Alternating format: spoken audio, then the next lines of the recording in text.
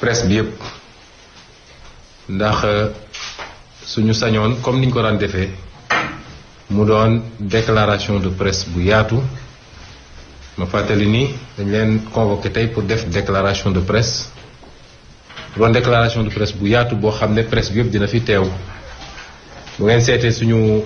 affiche bu njëkk suñu convocation bu njëkk dañoo convié woon ñëpp pour ñu daje suñu siège waaye bi ñu waxtaanee ak suñuy avocat lañ ñu ne jamono ñu toll dañoo war a moytu def li ñuy wax prêter le flanc mooy comme dañoo tere ay rassemblement soo wootee conférence de presse siège ndaw ñëpp dañuy daw si te mën nañ ñoo gàllankoor ci loolu moo tax ñu bàyyi loolu ma woo leen ngeen ñëw fekk ma tey fii sama kër ci loo xam ne du gudd baat yu gàtt rek laa ci bëgg a sànni ci kàllaama wolof teg ci kàllaama nasaraan daal leen di libéré ci jàmm di wax ni maa ngi gërëm sénégalais yépp commencé ngërëm gi di gërëm ci ñi ma gën a jege di ñi ma dëkkal samay soxna ñoom ñaar ñëpp a ngi ne le toog di leen gërëm di gërëm sama famille sama waajur bu jigéen samay frères et sœurs waaye samay mbokk ci ni mu gën a yaatoo muy mbokk ci dëkk yi ma cosaanoo muy mbokk ci gox yi ma jóge di gërëm mboolem seen sénégalais yi nag di gërëm acteur politique de l'opposition yi ñoom ñépp mënuma nekk fii di lim parce que jàpp naa ni ñi nekk ci opposition tey amu ci koo xam ne témoigné wu ma seedeelu ma ab cofeel ak ab solidarité di gërëm waa société civile bi it ci taxawaay bu rafet bi ndax ñoom ñépp contacté nañ ma di gërëm samay avocat nga xam ne defe naa ñaari fan yii di ñu génn ba ñett yi daanaka ñu ñoo yendu ci liggéey bu xaw a métti loolu sax moo taxoon teelu ñoo àddu wax parce que mbir bu jibee tax doon mbirum yoon balaa nga ciy sori danga ciy wax ak ñi nga xam ne ñoom la seen xam-xam màcc ci loolu am na ci ñoo waroon teew tey am gàllankoor ñoo nekkoon ba sànq 18h waaye maître Tall mi ñëw na teewal leen di wax ni woo nañ leen ci waxtaan bu gàtt boo xam ne jàpp naa ni lu mun sa ñàkk la ñu wax ak Sénégalais yi li tax tey nag mooy tey la ñuy doog a pare liñ doon waxtaan ak liñ doon tëral sama digganteeg ñi nga xam ne ñoom war a défendre ci li ñu nekk ni muy samay avocat dëkk bi walla réew mi su ma nee réew mi nag mooy réew mi ci biir comme ñu ne ci bitim réew defe naa ñetti fan yi benn wax rekk moo ko lëmbe ba am na yeneen ak yeneen yu jiboon ci jamono yooyu kenn talatu ko waaye li gën a garaaw mooy comme dañoo nekk ci réew moo xam ne li tubaab di wax fait divers dafay occuper nit ñi bëri na xam ne ci farata la woon ci situation réew mi kenn talatu ko ngir wax googu wax ju toll noonu nag bu jógee ci réew ba yëngal réew ma yépp defe naa ñi mu concerné war nañoo jàkkaarloog Sénégalais yi wax ak ñoom mooy ban wax mooy tuuma gu ñu teg ci deru Ousmane Sonko di chef de parti bu ñuy tuddee PASTEF di député à l'Assemblée nationale ne dafa siif ab gone gu jigéen ni ko ki doon introduire waxee léegi kooku du wax ku ndaw ndax siif dafa am lu mu méngool ci tëralinu yoon ñu ne nag dinañ ci joxe suñu version wax ak Sénégalais yi ci wax joo xam ne dañoo bëgg mu lalu ci dëgg bëri na Sénégalais yoo xam ne wala li ci ëpp ci sénégalais yi kenn mënul dugal seen bopp ni Ousmane Sonko siif na nit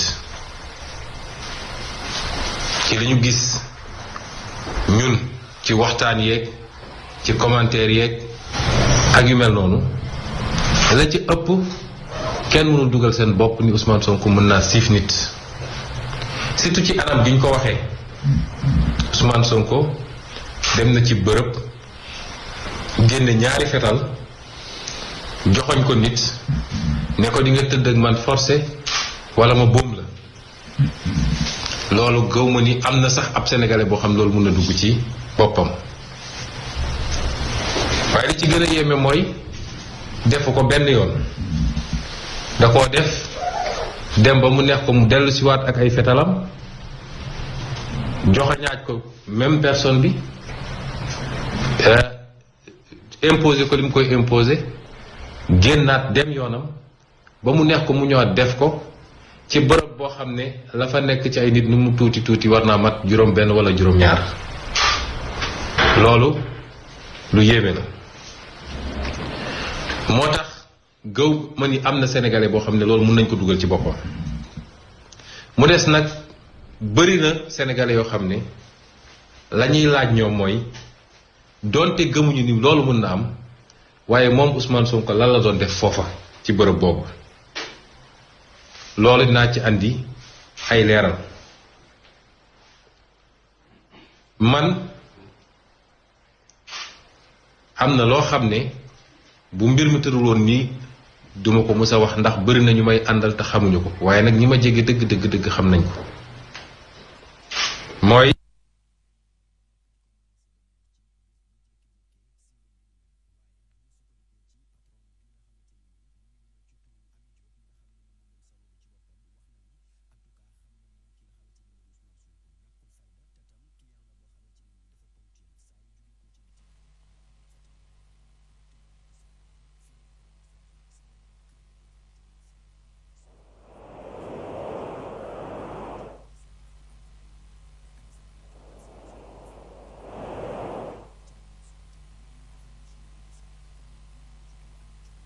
téléphone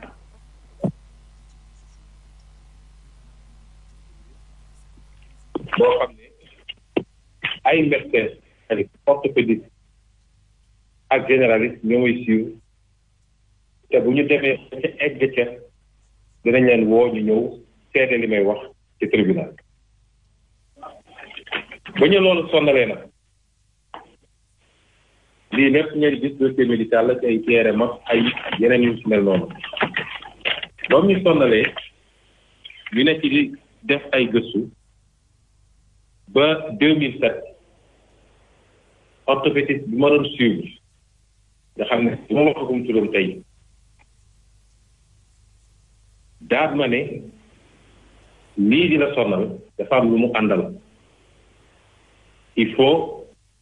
nga am yooy def yoo xam ne ay xeetu faju la parce que du yoo xam ne dañ koy faj nii ci médecine na nga xam ni dooy topp la ci ca àdduna waaye am na yow ñuy def pour soulager ko pour wàññi douleur bi yooyu mooy lan mooy benn demal di def natation looloo andi woon ma dem inscrire olympique club ma dem inscrire olympique ñaareel bi ndax man sportif laa mës a doon na ngay def sport waaye lépp luy sport de contact na nga ko bàyyi karaté bi na nga ko bàyyi football bi na nga ko bàyyi basket bi na nga ko bàyyi parce que àndul ak li ngay def ñetteel bi mooy saa su la douleur yi sonale da nga def séance de massage mu soulager la ñu commencé ci loolu 2007 laa commencé def des séances de massage jamono jooju ci benn cabinet bu nekk ville bu ñuy wax docteur Siklawi. ñuy wax docteur Siklawi dafa def ay séances de massage diggante boobook tey tenté nañu façon séance de massage bu ne moo wax ni loolu bi may gën a nekk ndaw sonaloon na ma ba sama waajur bu jigéen fu ne yóbbu na fa ba bi ma ciy fàttaliku sax ay graisse yu yeew lañ ko mus a wax ne ko comme yeew yàlla may na ko gannaaw goo xam ne dafa nangu da ngay dem ut graisse yu yeew di ko diw jamono jooju soo buggee jënd kii bu graisse bu yeew bu ndaw bi 3000 francs la woon mu woon lu métti ñu koy ut di ko ci diw. donc commencé naa massage ci cabinet docteur Ciré Clédor di ci am ay amélioration mujj gi ñu boole ma ak chinois yi nekk fii Fass may dem foofu ñu may defal li tubaab di wax acupuncture mooy puso yooyu nga xam dañuy jël di ko jam sa gannaaw pour wayal deret bi ak pour yenn neer yi ak yenn muscle yi ñu fexe ba mu bàyyi bañ a jàpp ma def fa séance yu bëree bëri waaye noonee ñu doon am résultat boo demee ba ci biir gis ni mbir mi amatoo ci résultat bi nga bëgg ñu boole ma ak benn kiné boo xam ne fële centre international athlétisme bi nekk HLM Grand Médine la ma doon recevoir di ma defal ay séance ñu koy def di ko def ba kooku xëy tukki génn réew mi noonu ba daaw toog naa ab diir nag defuma massage ba daaw ma feebar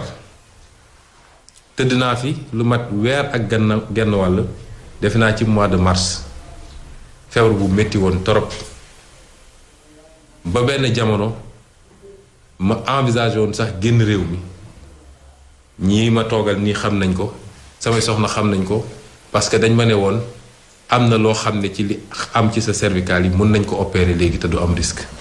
bi ma demee gis samay médecin dañ ma ne bul jël risque boobu mukk parce que gis nañ ñu essayer laal loolu ci ay opération fa la ñu jógee tétraplégique ba léegi wala ñu paraplégique parce que dafa jege trop yenn nerfs yu sensible yi waaye hygiène de vie bi ñu la santoon na nga dellu ci loola ndax nee nga ñu gëj ngaa def say séance de massage yu demee noonu bañ ci jógee suñu benn médecin docteur Cissé moo ma ñëw jël fii sama kër yóbbu ma fii ci corniche bi gannaaw Imotsen am na fa benn complexe bu fa ne ñu ma tudd borom waaye xam ngeen ko ñu dem foofu muy complexe bu macha allah ñu neñ dem essayer foofu bi ñu demee def fa benn séance ñu am foofu benn masseur coréen bu ay ñu def fa séance bu baax ba ñu paree war a fay bi ñu ma waxee lañ fay wax dëgg yàlla baax na trop macha allah waaye benn séance de massage nga war cee fay lu ëpp 200 000 francs ca laa ni docteur man opposant la aw ma xaalis loo xam ne war naa ko def nu mu tuuti benn yoon ci weer wi mënuma ci fay ay 200 000 francs ci la ma sama benn xame ñu ciy waxtaan mu ne ma man de am naa fu may defee fii samay séance te institut bu légal la am ay kayitam reconnaissance su état di institut bu set institut bu responsable te ka ko moom ak jëkkëram ak ay doomam ñoom ñëpp ñi ngi dëkk ci biir ma ne ko loolu de war naa dem xool bu ma demee xool bu méngoog li ma xalaat ma dem def foofu samay séance ba ma demee ñu recevoir ma visité ñu xool dugg ma gis ni vraiment macha allah ñu woon ma seen agrément bi leen état jox ne leen jox mat ngeen lañ leen doyee pour mun a def des séances de massage thérapeutique mooy massage u faju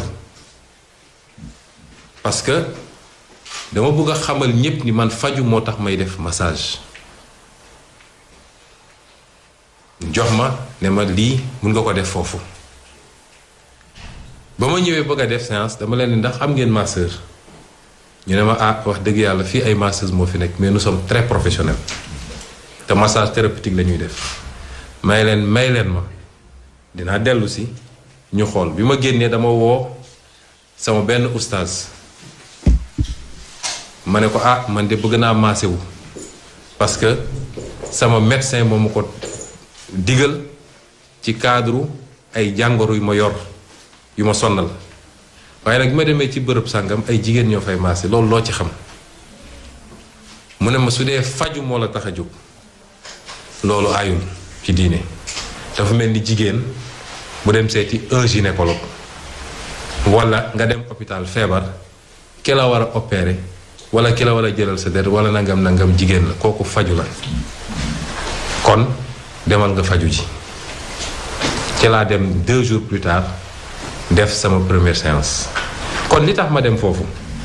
benn bi mooy du un institut clandestin institut bu am agrément la état bi reconnaître ko mu ne fang ci quartier bi nëbatuwul def tableau ne fii dañ fiy def massage daal di def ay numéro de téléphone am fixe ak nu mu tudd kii ba pare famille bi moom mbir mi nekk foofu dëkk fa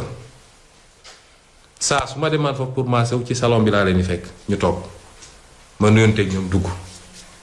kon te boole ko institut boo xam ne am na ay caméra de massage ay caméra de surveillance am ko ci bunt bi am ko ci biir kon su doon kuy dem uti lu dul yoon doo dem ci institut bu ni mel ñu dem fa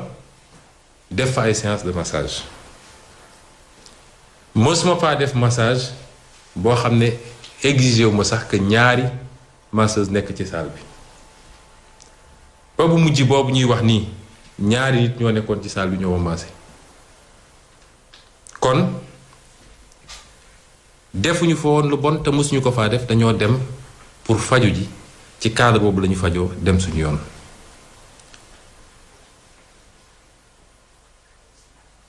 nee nañu dafa dem 21h naam dem naa fa 21h parce que li ma yëg ci sama yaram ba xam ni war naa dem defi sama séance de massage man maa ko xam te it yoon may na moom ma génn 21h ba ma fay dugg 21h jotagul ba ma fay dugg 21h jotagul waaye yoon may na ma man ma mun a génn 21h tey su ma toogoon jékki-jékki am malaise damay taal sa moto dem faju ji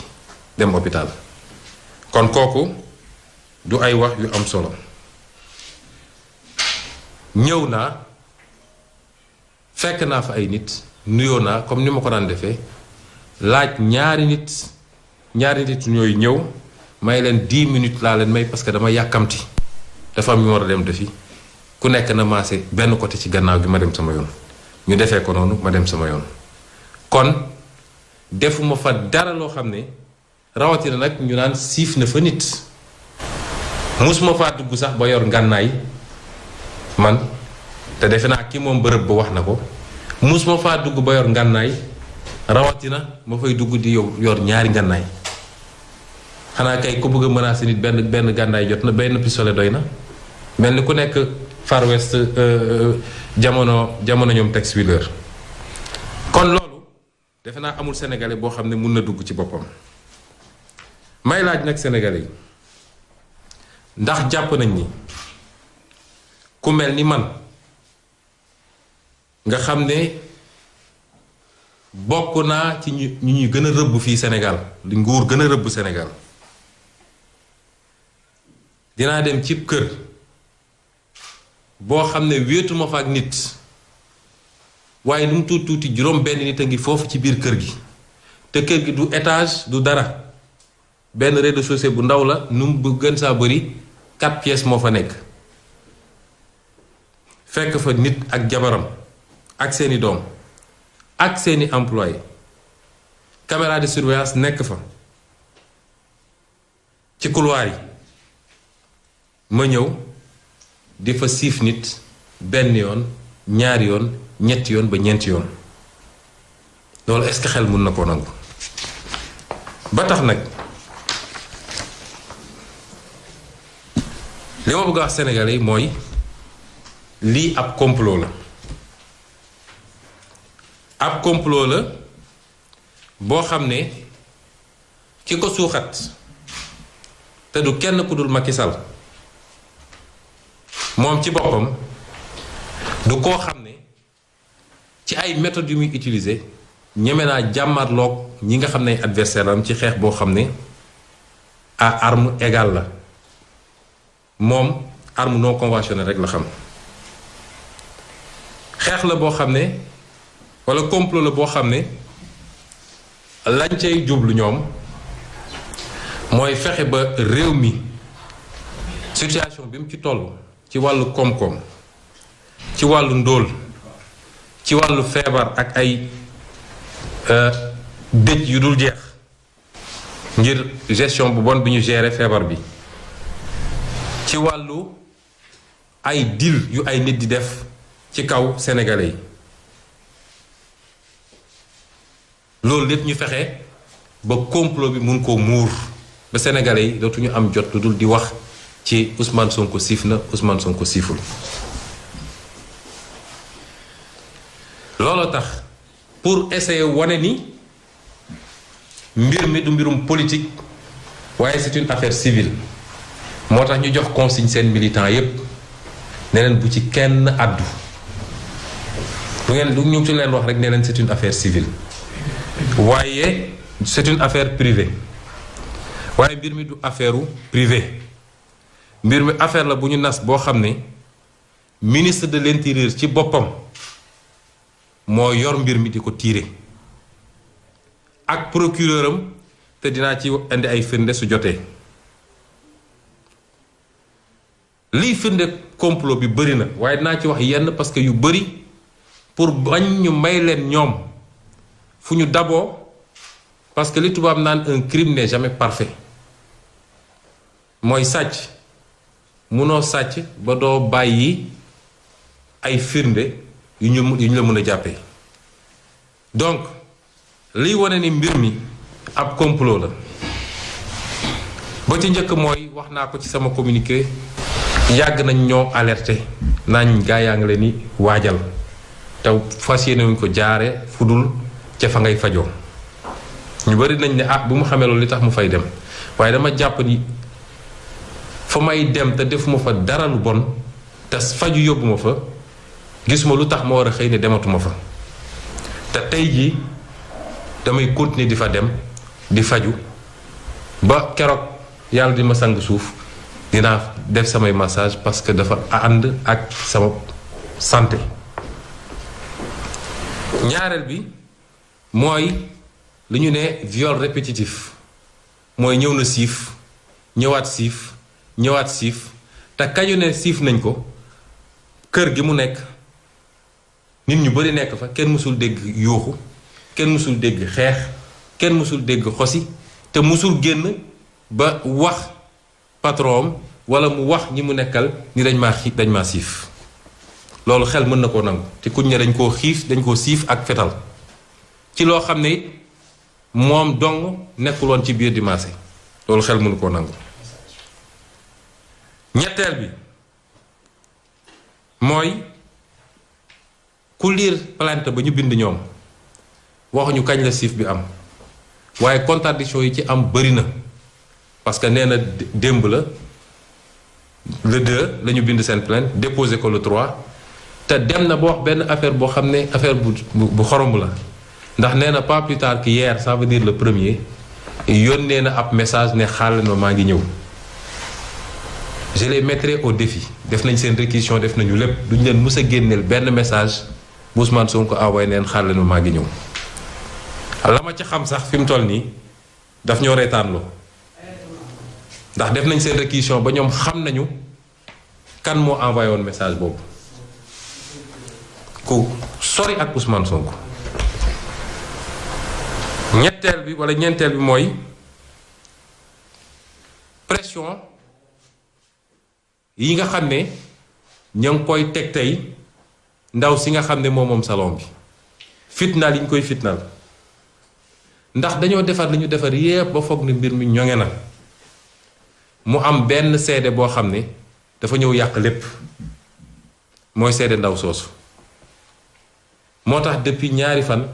dem nañ ko jëli ne dañ koy def garde à vue ba pare proposé nañ ko 15 millions dégg ngeen frère bu mu bokkal ndey ak bàyyi wax na tey avocat am wax na tey ndax avocat am tey dañoo xëy mu am ku ñu wax ni avocat bi neen dina wax te saisir na le bâtonnier ba noppi parce que am na loo xam ne mënul continuer ndax torture bi ñuy def ndaw si li tax ma ne torture mooy ndaw si yàlla da ko nattu mu am doom def na léegi ñeenti semaine doom ji juddu nekk prématuré mooy doom yooyu di juddu nekk lu tuuti fi mu ne nii 800 grammes lay def li ma avocat bi wax ñu am attestation médicale bu ne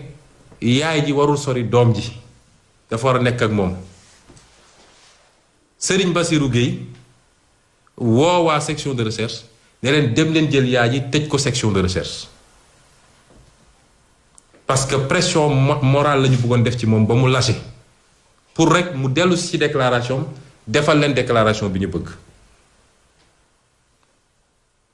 ndax ndaw si daf leen ne Ousmane Sonko musu fee def li ngeen di wax fii kër gi ak ni mu bindoo ak ñun ñëpp toog fi loolu mënul am te musu fee ñëw ba def wane ci comportement wala ci jikkoom loo xam mun nañu xalaat loolu ci moom ak yeneen yoo xam ne yéen ñëpp dégg ngeen déclaration loolu nag arrangé wu leen ñu woo ko ne ko dañ lay jox xaalis mun leen duma jaay sama ngor mun leen fexe ba ngeen pousse ma chargé koo xam ne leer na ma ni li ngeen koy jiñ defu ko ñu ne ko kon comme dool doo ko def dinañ la faagaagal avocat am bi mu woowee bi mu demee foofu daanaka presque xeex na fa bi mu woowee sëñ Bassirou Gueye daf ko ne je maintiens ma position mu ne ko kon dinaa xamal Sénégal yëpp ni xale bi bu dee yow yaa ko rey bi ñu demee ba paniqué la ñu jël xale bi yaay ji delloo ko ci xale doom ji jël benn commandant teg ko ci bunt bi ne du génn du dugg loolu torture psychologique la rek pour que nit ki c'est-à-dire ñii jaral na leen ñu rey xale pour rek mën a waxloo nit dara ci Ousmane Sonko lu ñu mën a exploiter loolu kenn mësu koo gis ci politique egg nañu ci un point boo xam ne kenn mësu koo gis ci politique beneen bi tax ñu wax toujours ci complot mooy yéen ñëpp dégg ngeen déclaration bi gérante bi def beneen masseuse bi confirmé ko ni moom ay nit la doon waxal ci biti keroog bi ma paree ba génn dafa ne ñu ñëw leen jël si ma ñu ñëw ànd ak seeni ñaari kat yu ñuul kukk à 22h ci couvre-feu bi yenn ko yóbbu ko vers une destination inconnue ba le lendemain ñuy doog a dem déposer plainte le surlendemain mu dem brigade de recherche foog ngeen ni ku ñu violé dina doxee noonu lan la séq ak ñi ko yóbbu ku mun a circuler heure boobu am na loo tekk ci réew mi ba ñu mun laa bàyyi nga dem lan la def ak ñoom bi mu demee ba ñu war a mun a ñëw dellu si naan viol am na ak nangam waaye loolu day ware ni complot la parce que waruloon génn fi mu ne fa la waroon fanaane foofu la musa fanaan depuis couvre-feu bi commencé ba léegi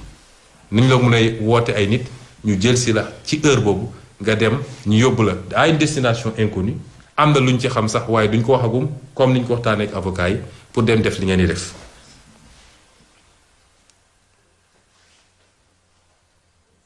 wax naa waxu message bi message boobu musul am je les mets au défi ilaa yow mi diin fu ñu génnee message boo xam ne man yónnee naa ko ndaw soos ne ko maa ngi ñëw loolu lañ ciy wax pour le moment am na yeneen ak yeneen waaye bi ñu waxtaanee ak avocat yi dañ ñu ne comme ñoom dañoo nekk ci def nañu seen mbir gis ni mbir mi nag dafa mel ni bëri na ay failles ñuy essayer di rectifier kon ñu nit ci suñu défense am na lu bëri loo xam ne doo ko wax parce que dal ni permettre ñoom ñu tëb ci loolu kon mbokk yi damay dellu si feddal leen ni lii ab complot politique la boo xam ne Macky Sall ci boppam moo nekk ci gannaaw am nañ ci ay preuves yoo xam ne duma ko waxagum léegi ak ñeneen ñi nekk ci intermédiaire yi ñi jox xale bu jigéen bi xaalis parce que encaissé na par un intermédiaire bu ko jox yooyu yëpp dina feeñi parce que it samay avocat dès demain ou après-demain dinañ déposer une plainte te dinañ def réquisition yi ñu war a def yépp ba xam lii nekk ci biir ak ñi mu doon waxal ak fi ñu jaar ak yépp dinañ ko wax. ab complot la boo xam ne nas nañ ko lu yàgg parce que nee naa bañ ci commencé di ñu wax te dinañu woo ay seede keroog bu ñu demee ca procès ba ci ñoom ñi nga xam ne toog nañu ak ay nit wax ak ñoom dinañ leen ne diw la ñu woo ko mu ñëw seede taxaw confirmer ko loolu pratiquement ay 2019 lañ ñu commencé di yëgal lu mel noonu lu ñu yàgg a togg la di ut di monter di fabriquer seeni preuve di monter li ñuy monter waaye nit noo muus doo yàlla ma bëgg a waxtaan nag ak militants yi ak sympathisants yi ak sénégalais yi nga xam ne ñoom ñépp dëgg ñor na leen ak injustice bañ nañ ko mooy complot bii du jàll parce que it Afrique dañoo tàmm ki yor nguur lu mu def rek dañ naan incha allah macha allah complot yàgg na fi tentative de liquidation d'adversaire politique yàgg na fi waaye li may wax Macky Sall mooy bi pas du yomb bu soobee yàlla moo tax woote gi may woote ñi nga xam ne ñooy suñu am di jàmm suñuy soppe suñuy militant ak bépp sénégalais boo xam ne dëgg ñor na la mooy lii nga xam ne moom la ñuy togg fi mu toll du dara lu dul nu ñuy def ba projet bi nga xam ne yëkkati nañ ko muy projet boo xam ne dafa jur ci Sénégal loo xam ne néew ma mësuñu ko fee gis waaye nii mu amee nii ak doole gi mu amee nii néew nañu gis ko fi muy projet boo xam ne dem nañu ba aboutissement bi jege mooy sotti bi jege ndax Macky Sall moo leen gën a xam li xew ci réew mi te def na ay sondage am defaat ko ñoom xam nañ ni 2024 gii bu ñu demee élection ñun perte projet boobu nga xam ne du projet gagné rek ab élection waaye projet soppi réew mi la de manière qualitative mooy lépp loo xam ne jàngoro bu ñu doon jooy la indépendance ba léegi ñu jële ko fi nag sénégalais bu nekk xam ni projet boobu la comploteurs yi bëgg a faagaagal est-ce que loolu sénégalais yi dinañ ko nangu est-ce que suñuy militants suñuy militantes suñuy sympathisants ak xeex gi ñu xeex ay at coono gi ñu ko daj dinañu nangu loolu ci lu dul dëgg est-ce que sénégalais yi seen bopp ak coono yi ñuy daj ñoom dund gu métti gi ñuy dund est-ce que sénégalais yi dinañu nangu loolu mooy laaj boo xam ne delloo naa ko ci sénégalais yi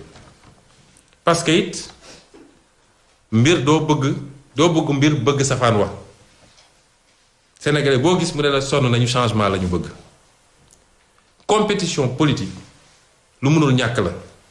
waaye boo bëggee éliminer adversaire politique da nga koy éliminer ci terrain politique waaye xëy su ba ngoon jot di def ay combine pour tëj adversaire pour yàq adversaire loolu dafa war a jeex Sénégal surtout nag ci jamono joo xam ne Samba Sula Baale bu façon bu ne ma nga ci Macky Sall ñu ne kenn du ko laal waaye opposant moom bàkkaar la fii Sénégal bàkkaar la biir Afrique loolu dafa war a jeex persécution contre les opposants dafa war a jeex opposant amoo droit dox amoo droit naan amoo droit lekk foo nekk yaa ngi wëlbatiku loolu dafa war a jeex démocratie du doxee noonu moo tax bii du yomb may wax ni waxtu yii ñu toll ak jamono yii ñu toll dootul jamono wax ak jamono nekk ci réseaux sociaux yi ak jamono nekk ci salon yi di commenter déedéet jamono ji jamono xeex la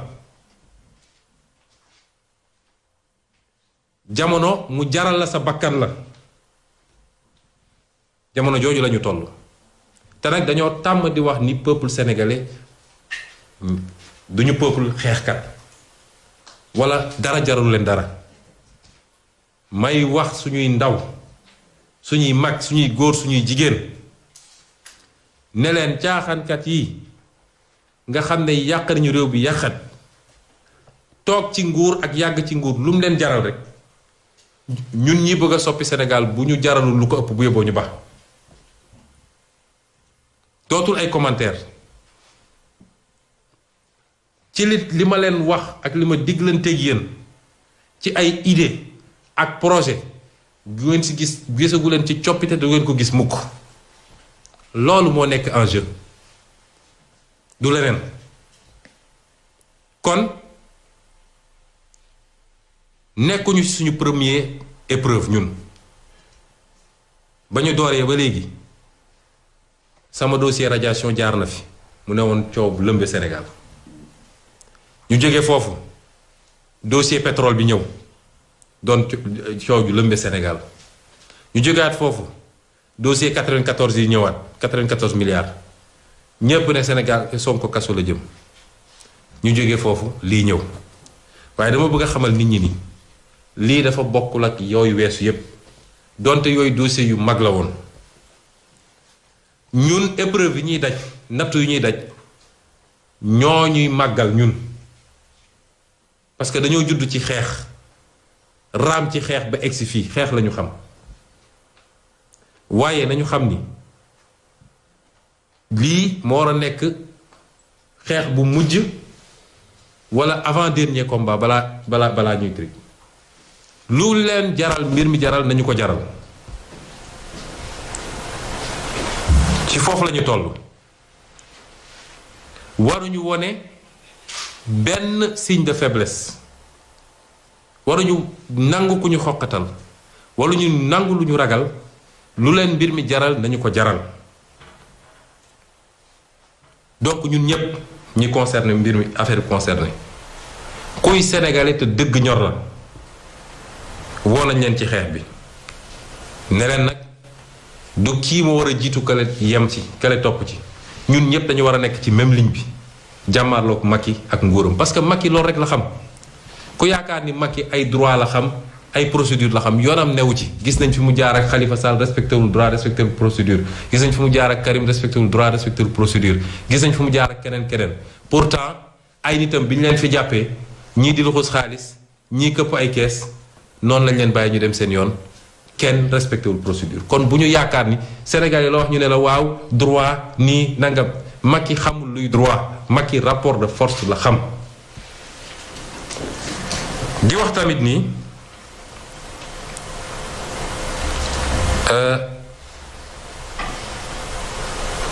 am na lu ñu dogu lu ñu waxtaan man ak samay avocat mooy démb toog nañu fii ñu àndil ñu convocation nañu ëllëg à 11h nañu ñëw uyu ma fas yéene wax Sénégalais yëpp ni duma uyu ji ëllëg parce que ab député mënoo ko convoquer en tant que accusé tant que teggi woo malaanu kiiraayam muy immunité parlementaire loolu nag boo ko waxee dañ daan parce que sénégalais yi ñenn bokk ay raccourcis la ñuy bëgg soo ko waxee dañ naan non s'il n'a rien à se reprocher na dem uyu ji déedéet man néew ma duma uyu ji justice amul ku ko sañ a wax citoyen la waaye la loi elle est faite pour être respectée bu dee dañu bind noir sur blanc ci règlement intérieur assemblée nationale ni ab député bu nekk en cours de mandat pour nga entamer des poursuites wala nga koy woo di ko extra il faut nga saisir assemblée nationale te loolu mun nañ ko def ci ñaari fan ñetti fan une semaine parce que ñoom ñoo seen majorité su dee loi da koo wax waruñoo tàmbal nit ñi ni mën nañoo jalgati loi saa su leen neexee bu dee loi dafa wax loolu noonu lañ ko war a defee buñ ko defee am seen levée d'immunité parlementaire à 10h à 10h05 maa nga foofu uyu leen mais fii rek defuñu ko duma dem uyu ji leen comme nag parce que ci réew mi lañu dëkk te Sénégalais yu baax ak patriotes yi ñu ngi fépp comme am nañu firnde ni moom Serigne Bassirou Gueye nee na leen suba bu Ousmane Sonko ñëwee na ngeen ko jàpp mandat de dépôt immédiat parce que la ñu bëgg mooy fexe ba làq ma ba dootuma mun a wax loolu tax ñu wax tey jàkkaarloog Sénégalais yi wax leen suñu version loolee moo tax ñu ne nañu respecter la procédure de levée de l'immunité parlementaire waaye am nañu sañ-sañu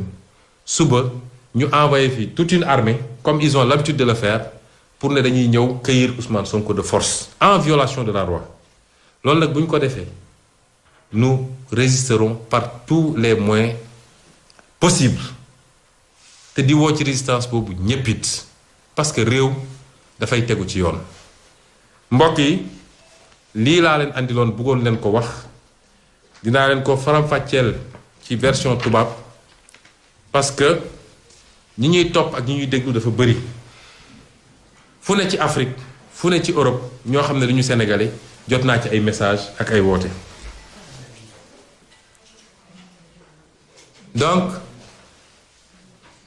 après avoir remercié nos amis de la presse ici présents et surtout m'excuser auprès de tout le reste de la presse pour n'avoir pas pu les réunir tous. Vous voyez qu'on n'a pas beaucoup d'espace, mais surtout pour respecter les mesures édictées en termes d'éviter les rassemblements. J'aimerais avant tout remercier les Sénégalais de tous bords. Remercier d'abord mes proches, mes épouses, ma famille, au sens restreint comme au sens large, mes amis, mes camarades de parti, militants, militantes, sympathisants, qui n'ont cessé de s'inquiéter, mais surtout de s'inquiéter de la situation et de demander les consignes. Remercier toute la classe politique sénégalaise de l'opposition et même certains du pouvoir qui m'ont manifesté leur solidarité, ceux de la société civile. Et je remercie surtout également mes avocats avec qui j'ai dû travailler d'arrache-pied ces dernières 48 heures. J'aimerais apporter ma version parce qu'il y a une situation qui défraie la chronique depuis au moins 2 à 3 jours. Et cette situation me concerne particulièrement et personnellement. C'est laquelle situation? Ousmane Sonko, président de parti politique, député à l'Assemblée nationale, a fait l'objet d'une accusation, pour le moins gravissime, d'avoir attenté, d'avoir violé une jeune femme en pointant sur elle des armes en plus, avec étranglement et tout ce qui s'ensuit. Je ne doute point que aucun Sénégalais ne peut, même ceux de mauvaise foi qui sont de l'autre côté, ne peut admettre que cela ait pu se faire. Aucun. Par contre, il y a un questionnement qui revient souvent. Beaucoup de gens disent, nous ne pouvons absolument pas y croire, mais qu'est-ce que Ousmane Sonko faisait dans un établissement de massage? J'aimerais apporter quelques éclaircissements par rapport à cela. Je subis depuis 2007 des massages thérapeutiques pour raison de santé, suivis par un spécialiste orthopédiste qui viendra témoigner éventuellement au procès, un médecin généraliste avec un dossier médical complet que voici, les radios, les IRM, les recommandations. Et parmi ces recommandations, il m'avait été prescrit, puisqu'il s'agit de problèmes lombaires que je n'aurais jamais révélés, d'ailleurs, si ces circonstances n'étaient pas présentées, puisque nous sommes dans une culture, malheureusement, où dès que celui qui prétend à des responsabilités dit que je souffre de quelque chose, les gens peuvent être amenés à considérer que c'est un handicap. Or, ce n'est pas le cas. Je pratique mon sport tous les jours. Je fais mes activités. Quand je vais en tournée ou quand je suis en activité, même mes gardes du corps ne peuvent pas suivre mon rythme. Mais cela ne va pas dire, parce que chacun d'entre nous traîne quelques pathologies. Ça va avec la vie. Et par rapport à ces pathologies, il m'a été recommandé par mon médecin orthopédiste de suivre un régime, une cure qui consiste à maintenir la pratique du sport, mais à arrêter tout sport de combat, ce qui m'a amené à arrêter la pratique des arts martiaux que j'adore, du football et de tout sport de contact. Mais de continuer un sport soft, où je fais mon vélo, je fais mes exercices au sol, ainsi de suite, pour me maintenir. Deuxième recommandation, faire de la natation régulièrement, puisque ça permet de renforcer le dos, les muscles lombaires, et d'améliorer éventuellement ou de réduire la souffrance. Et la troisième recommandation était de faire régulièrement des séances de massage thérapeutique pour libérer les muscles et évidemment atténuer la douleur que je ressens, surtout en position assise. Et je peux vous dire que là où je suis assis, je sens cette douleur parce que j'ai été soumis depuis quelque temps à un rythme assez effréné.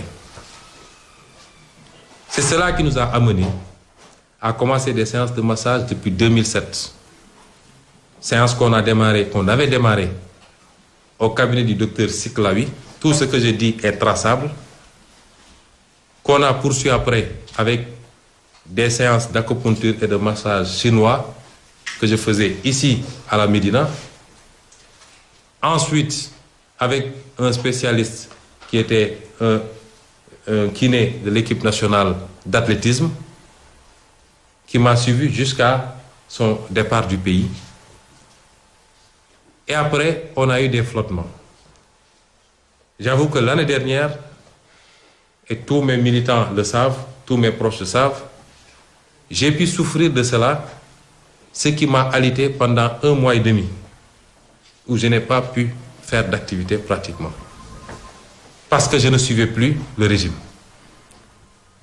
Il a été question à un moment donné de sortir du pays pour aller subir des interventions chirurgicales. Personne n'ignore, en tout cas parmi mes proches, même mes 2 épouses assises à côté, savent que je subis des séances de massage thérapeutique. Ce n'est pas un secret ici. Ce n'est pas quelque chose que je cache, mais ce n'est pas quelque chose que je vais crier sur tous les toits, parce que chacun d'entre nous a ses pathologies, il va voir son médecin, il n'a pas besoin de dire à tous les Sénégalais que j'ai telle ou telle pathologie.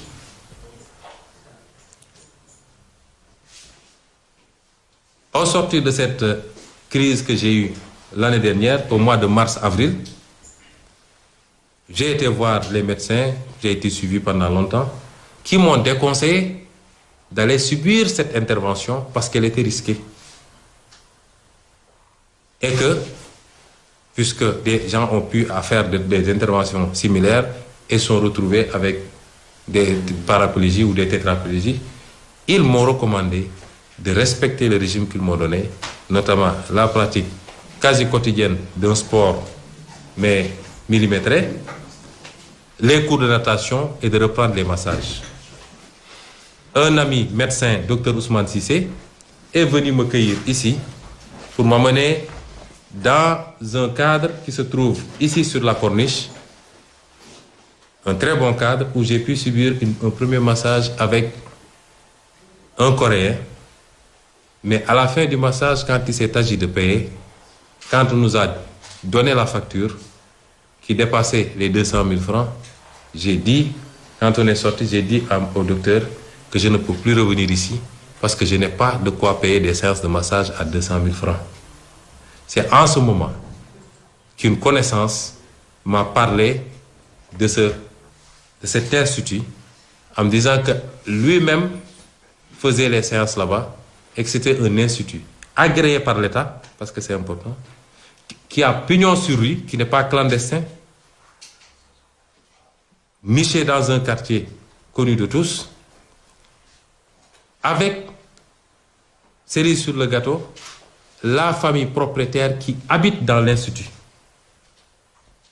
Je lui dis ça, il faut que j'aille voir. On est allé visiter, on m'a présenté ce qui se fait là-bas. J'ai considéré que c'était correct. J'ai dit, je vais commencer à essayer. À la question de savoir s'il y avait des masseurs, il m'a été répondu non. Je leur ai dit, je reviens dans quelques jours. Et au sortir, je me suis adressé à un docte musulman, un oustaz comme on dit chez nous, pour lui dire qu'est-ce qu'il en pensait. Sa réponse a été de me dire que si c'est dans un but thérapeutique, il faut aller faire des soins. C'est la même chose qu'une femme qui va voir un gynécologue ou je ne sais quel autre exemple. C'est comme ça que j'ai commencé des séances, et je peux le dire ici, des séances qui nous ont beaucoup soulagés, des séances très professionnelles. Et je dis que les séances que je faisais là-bas, j'exigeais tout le temps qu'il y ait 2 personnes dans l'espace de massage, y compris le jour des faits supposés. Donc, les raisons qui nous ont amenés à fréquenter cet espace, c'est d'abord des raisons médicales, mais c'est parce que nous considérions que toutes les conditions de crédibilité sont réunies pour pouvoir aller se faire masser là-bas. Pourquoi? Certains disent heure du couvre-feu, etc. Un malade est un malade. Quand il sent le besoin d'aller se soigner, il va se soigner. Je suis arrivé dans cet institut avant l'heure du couvre-feu. Je suis sorti un peu après l'heure du couvre-feu, puisque je n'ai pas un problème de circulation. Si j'avais un problème de dents qui m'empêche de dormir, ou si j'avais piqué une crise,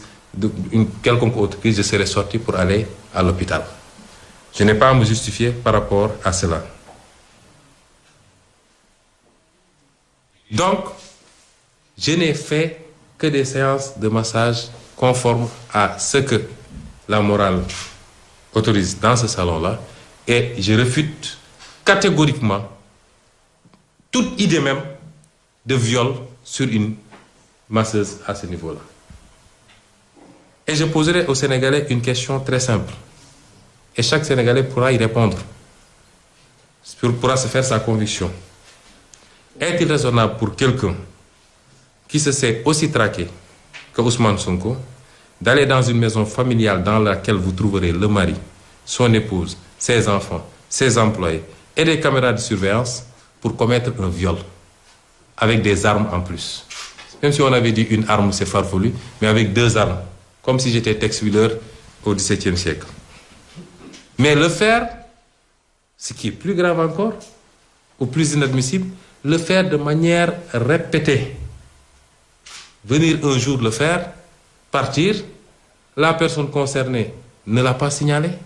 ne l'a pas dénoncé, n'est pas allé à la police, ni à la gendarmerie, etc. Vous revenez, la même personne se porte volontaire pour venir vous faire votre séance, vous la violentez, vous la violez, vous repartez, vous revenez encore. Est-ce que ça, je laisse à chaque Sénégalais apprécier, est-ce que ça,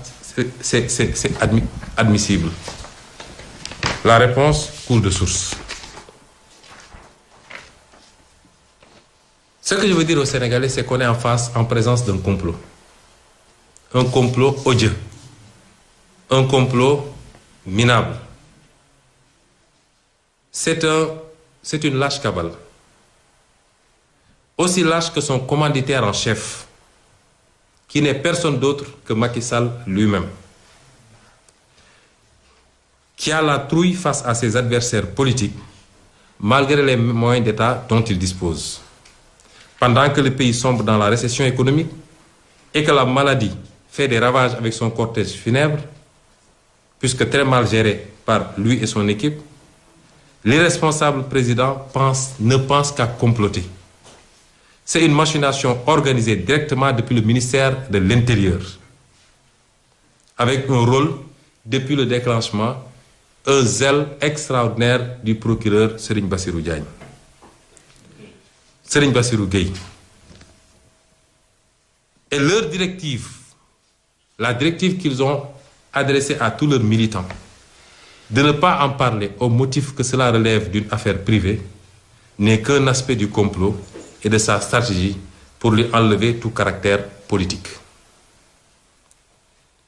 Mais j'ai dit qu'on est en présence d'un complot politique. Je vous donnerai quelques preuves de ce complot. Nous en avons beaucoup, mais après d'âpres discussions avec les avocats et par rapport à la suite de la procédure, mais surtout pour ne pas leur donner les moyens de se rajuster. Parce que leur crime est si imparfait que depuis 2 jours, ils sont dans une entreprise de rectification des failles. Je vous donnerai parmi les preuves que nous avions été alertés depuis longtemps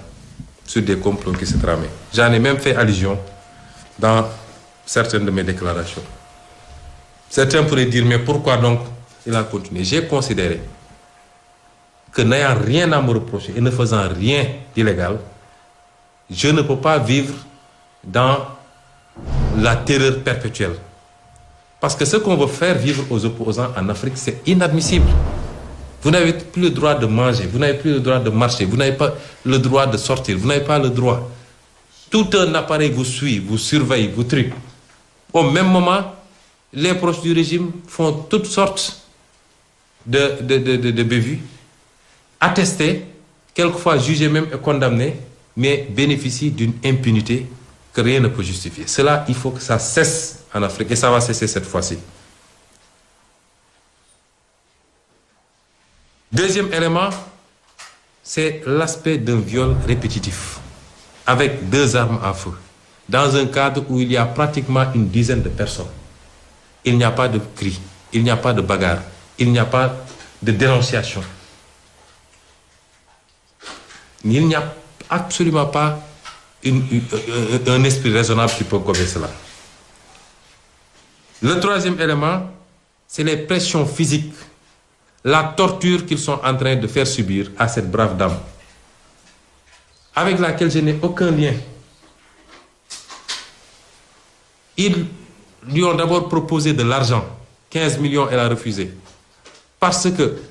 ils avaient préparé tout, mais ils n'avaient pas envisagé que cette dame-là puisse garder sa dignité et faire une déposition de cette sorte. Et depuis lors, ils mettent la pression pour qu'elle change de déclaration. Et ils l'ont fait passer maintenant de témoin à accusé. Ils lui ont proposé 15 millions, elle a refusé. 30 millions, elle a refusé. 40 millions, elle a refusé. Son avocat l'a dit ce matin. Son propre grand frère l'a dit. Et ils se sont mis maintenant à la brimer. Cette brave dame a accouché il y a 1 mois. D'après ce qu'on m'a dit, c'était fin décembre. D'un enfant prématuré qui fait aujourd'hui, après 1 mois, 800 grammes. Il y a une attestation médicale qui dit que cette femme ne doit pas être séparée de son enfant. Serigne Bassirou Gueye demande à ce que la section de recherche accueille cette femme-là pour la mettre en garde à vue parce qu'il y a une torture morale qu'ils veulent mettre sur cette femme-là pour l'amener à changer sa déclaration. C'est inadmissible dans un pays comme le Sénégal. Il a fallu hier que l'avocat se batte presque physiquement contre eux et les menace en cas de décès de cet enfant pour qu'on accepte de ramener la maman à l'hôpital, mais en la consignant, en mettant un commandant qui monte la garde là-bas 24 heures sur 24. Vous croyez que ça c'est admissible? Et je prends l'opinion à témoin. Ils seront, s'il advenait quelque chose de déplorable par rapport à la vie de cet enfant, ils en seront les seuls responsables. Et tout cela uniquement pour avoir Ousmane Sonko. C'est extraordinaire qu'on puisse en arriver à ce niveau-là dans un pays comme le Sénégal. Donc cette pression qui a amené son propre avocat, après avoir saisi le bâtonnier, à prendre son courage à 2 mains pour sortir et parler, c'est inadmissible, mais ça atteste une fois de plus que c'est un complot. Les communications relatées par 2 témoins, les 2 témoins, les communications que la personne, la supposée victime, entretenait avec des gens de l'extérieur qui sont venus nuitamment, au-delà de 22 heures, avec des 4x4 pour la récupérer et pour l'amener vers une destination inconnue, atteste également la thèse du complot. Le mensonge énorme de dire, et ça figure dans la plainte, que moi-même j'ai envoyé un SMS pour dire j'arrive. Ce qui est paradoxal d'ailleurs, le violeur qui dit à la violée, j'arrive à celle qu'il va violer, j'arrive, attendez-moi. Il ne sera jamais établi. Ils ont fait toutes les réquisitions. Ils ne vous sortiront jamais un SMS que Ousmane Sonko a envoyé pour dire j'arrive. Nous n'en dirons pas plus, comme je l'ai dit, sur recommandation de nos avocats. Mais oui, je confirme, c'est une machination politique pilotée par Macky Sall lui-même, mais aucun subterfuge juridique ne la fera passer. Nous ferons face, nous nous battrons sur tous les fronts sans exclusion. Et je ne doute pas de la victoire finale, comme lors des autres attaques dont nous avons été l'objet par le passé, que ce soit l'histoire de ma radiation de la fonction publique, la plainte supposée de Franck Timis sur l'histoire du pétrole, la mise en scène de l'Assemblée nationale dans l'affaire des 94 minards et la plainte pour diffamation jusqu'au dernier épisode avec la menace de dissolution de notre parti politique simplement parce qu'on a opéré des levées de fonds. Ce que j'attends de nos militants, ce que j'attends de nos militantes, de nos sympathisants et nos sympathisantes, ce que j'attends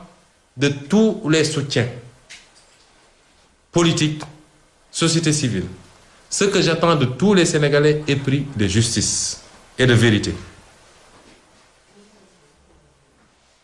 c'est de leur dire d'abord, ne vous y trompez pas. Ce qui est en jeu, c'est l'aboutissement de notre projet pour 2024. Un aboutissement si proche. Macky Sall le sait, lui qui a commandité des tonnes de sondages d'opinion. Accepterez-vous que ce pourquoi vous vous êtes durement battu depuis des années et qui se profile à l'horizon soit annihilé, non sur le terrain de la compétition politique, mais par de sordides besognes et de sordides manipulations. L'heure n'est pas au conciliabile, pour une fois. Nous avons l'habitude d'entendre que le Sénégalais n'est pas combatif. L'heure n'est pas au conciliabile, elle n'est pas aux discussions numériques, elle n'est pas aux discussions de salon, l'heure est au combat. Macky Sall ne connaît que le rapport de force, il n'en a cure du droit. Demandez à Khalifa Sall, demandez à Karim Wade, demandez. Macky Sall, ce n'est pas son problème, le droit. Nous avons grandi avec les épreuves. Nous sommes nés avec les épreuves. Nous avons rampé avec les épreuves et nous sommes arrivés là où nous en sommes avec les épreuves. Toute tentative de liquidation, nous l'avons vécue. Mais comprenez que cette fois-ci, ça va passer ou ça va casser. Ce sera le dernier combat ou l'avant-dernier combat. Ça dépendra. Et c'est pourquoi nous ne devons témoigner d'aucune faiblesse. Nous devons tous faire montre de la même détermination que, sinon plus. Chers amis, nous ne sommes plus au temps des révoltes de salon. Comme je l'ai dit, notre moment de vérité est arrivé, celui des véritables gladiateurs des changements fondamentaux de la société. Il est temps que la terreur contre d'honnêtes opposants cesse et on n'acceptera plus de vivre sous la hantise, le qui-vive, d'avoir à surveiller tout le temps, à regarder derrière nous, alors que toutes sortes de criminels du réseau Macky Sall font l'objet de protection et d'impunité absolue. Soyez mobilisés. Le combat s'annonce mortel. Le mot n'est pas de trop. Et quoi qu'il en soit, ne flanchez pas. C'est le prix qu'il fallait payer pour protéger Mamadou Dia. C'est le prix qu'il fallait payer pour protéger Cheikh Anta Diop, dont l'anniversaire coïncide avec ce jour. C'est le prix qu'il faut payer aujourd'hui pour protéger notre projet, au-delà de ma personne. Je terminerai par dire que cette confrontation peut commencer dès demain. J'appelle tous les militants, les militantes en premier et tous les Sénégalais épris de justice à se tenir prêts. Parce que j'ai reçu une convocation qui m'a été amenée ici hier par un commandant pour affaires me concernant à la brigade de recherche. Après concertation avec mes avocats, nous avons décidé de ne pas déférer à cette convocation. Mais attention, je ne veux pas de raccourci. Les Sénégalais ont tendance à dire s'il n'a rien à se reprocher, il n'a qu'à lui-même défaire son immunité. Non. Je n'ai jamais dit que je ne répondrai pas à la...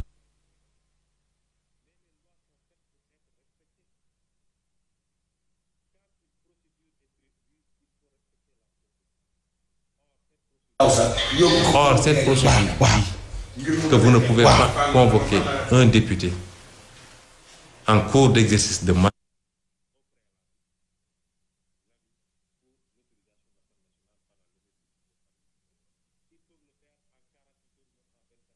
48 heures ou même en 24 heures parce qu'ils ont leur Assemblée nationale avec une majorité écrasante. Mais je tiens à ce que la procédure soit respectée. S'ils lèvent l'immunité parlementaire mardi à 9h, mardi à 9h05, je viendrai répondre à leur convocation. Mais autrement, j'exige le respect de la procédure. Pourquoi je dis que ça peut commencer dès demain? Je vous ai dit que ces gens en ont cure de la loi et de sources sûres, parce que nous sommes dans ce pays et nous avons beaucoup d'amis également à tous les niveaux. Serigne Bassirou Gueye aurait donné instruction que je sois immédiatement arrêté dès que j'arriverai à la brigade de recherche. Ça ne me pose pas problème. Moi, j'ai préparé mes bagages, j'ai préparé ma famille, j'ai pas de problème. Mais je tiens à ce que la procédure soit respectée. Et à partir de ce moment, tout ce qui viendra, nous gérerons parce que nous sommes prêts pour ce combat. C'est les quelques précisions que je voulais apporter. Je vous remercie de votre attention et vous souhaite un bon retour chez vous. Bonsoir.